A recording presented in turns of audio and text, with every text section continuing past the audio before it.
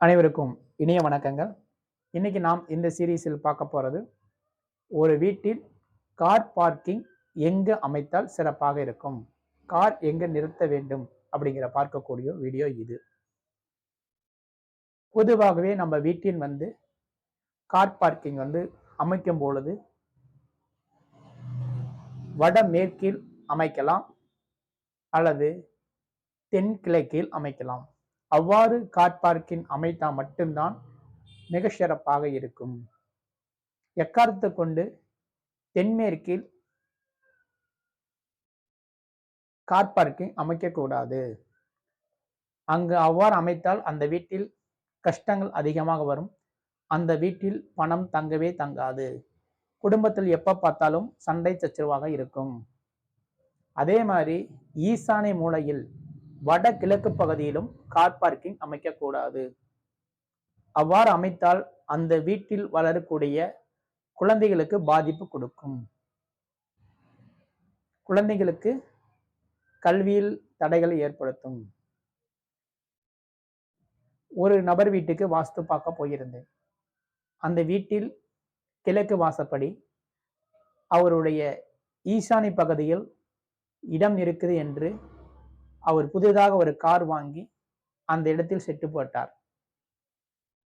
Set போட்டு car நிறுத்தின பிறகு அந்த வீட்டில் பணம் முடக்கமாச்சு. தொழிலில் நஷ்டம் ஏற்பட்டது. நிறைய துன்பங்கள் அவர் அனுபவித்தார். அந்த கார் பார்க்கிங் அந்த ஈசானி மூலம் அமைவதற்கு முன்னாடி மிக சிறப்பாக வாழ்ந்தார். ஆனால் அந்த கார் பார்க்கிங் அமைத்த பிறகு அந்த வீட்டில் நிறைய கஷ்டங்கள், அந்த வீடே விற்பனைக்கு உள்ள நிலைமைக்கு ஆளாகிவிட்டது. அப்போ ஒரு வீட்டின் எக்காரணத்தை கொண்டு வடகிழக்கு பகுதியில் கார் பார்க்கிங் அமைக்கக்கூடாது. அப்போ ஒரு வீட்டில் தென்மேற்கிலும் கார் பார்க்கிங் அமைக்கக்கூடாது. அவ்வாறு அமைத்தோம் என்றால் அந்த வீட்டில் செல்வம் சிறப்பாக இருக்காது. குடும்பத்தில் கஷ்டம்தான் வரும். அந்த வீட்டில் அடிக்கடி வசிக்கக்கூடிய நபர்களுக்கு நோய் நொடி அதிகரிக்கும். அப்ப எக்காரணத்தை கொண்டு வடகிழக்கு பகுதியிலும் சரி